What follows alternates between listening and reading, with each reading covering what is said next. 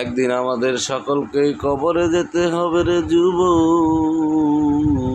ওই দিন তোমার সঙ্গে তোমার বাড়ি যাবে না, গাড়ি যাবে না, টাকা পয়সা যাবে না, তোমার সুন্দরী গার্লফ্রেন্ডও যাবে না, তোমার সুন্দরী স্ত্রীও তোমার সঙ্গে যাবে না রে যুবক।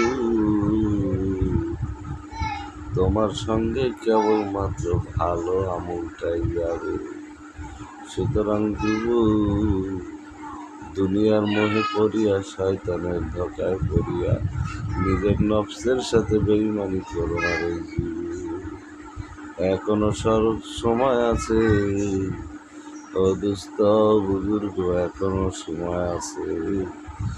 কবরের কথা স্মরণ করে, মৃত্যুর কথা স্মরণ করে আল্লাহ ও রাসূলের দেখানো পথে ফিরে আসো। এতেই তোমার মঙ্গল হবে ইহকাল ও পরকালে।